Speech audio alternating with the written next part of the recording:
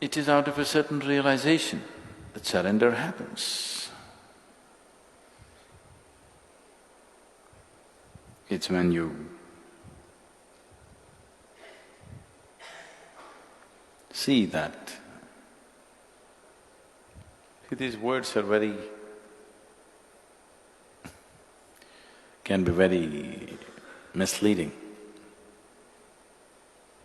because you've always been taught self-worth, self-esteem,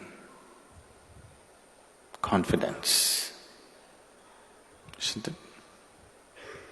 These are the valuable things to make your life. Surrender is against all these things. Only when you're worthless, you can surrender, please see.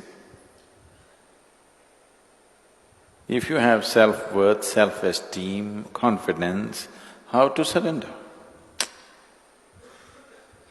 But can you live without confidence?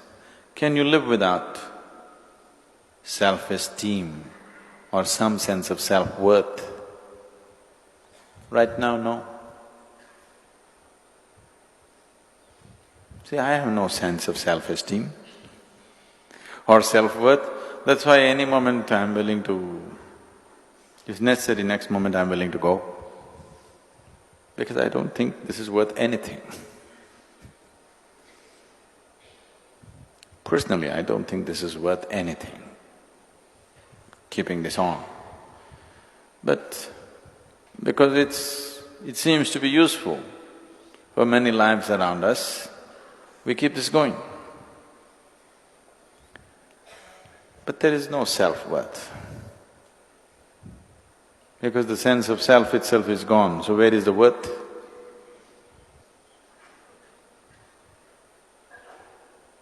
Self is not worth anything. And to that which is not worth anything, if you add esteem, that's lots of trouble. And because of this esteem, this worthless thing, if it becomes confident, that's real trouble. But for the sake of survival,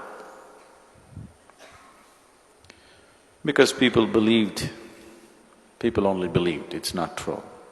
People believed unless you believe in yourself, you cannot survive. It's not true. It's not true in an essential way. But people believe that and it's become true for them. Because whatever you believe, if you add sufficient focus and emotion to it, it becomes real, you know.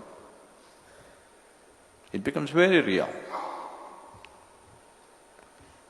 All kinds of nonsensical belief systems around the world have become absolutely real for lots of people.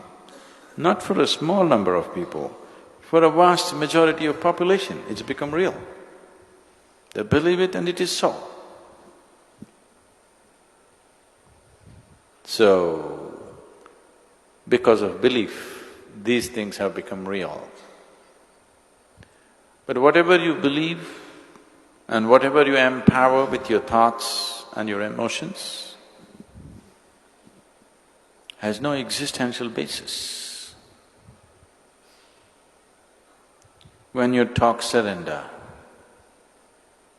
you're talking about passing from the limitations of one dimension to another.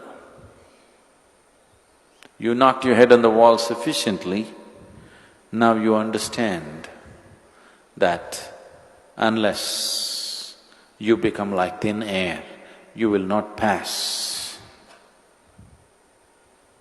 When you have realized this, that in your present form you will never pass, when you realize this, see, suppose you're imprisoned and the doors are thick and nothing happens, you can't go.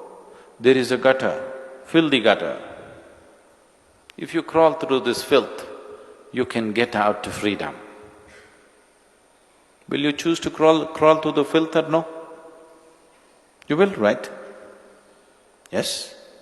If that's the route to freedom, Through the most horrible filth you will crawl.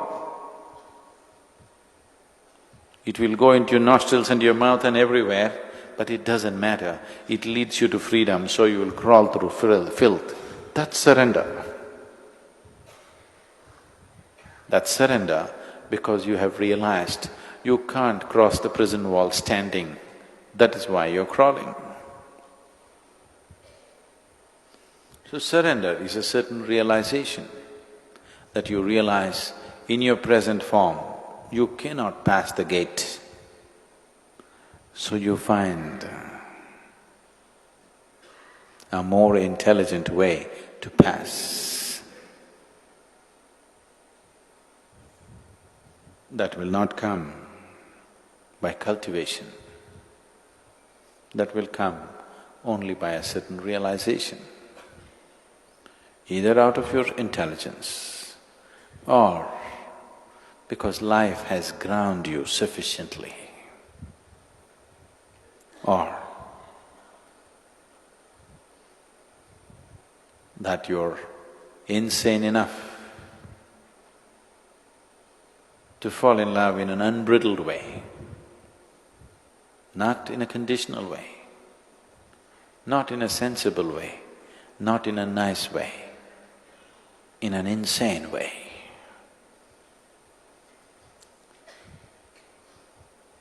Insane,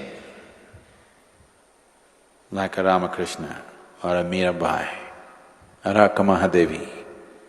There have been any number, these are the known names, there have been any number of them who are insane. They're not sane, they're not nice, not at all nice, I want you to know. But they're fantastic. That which is fantastic need not be nice. Usually it's not nice.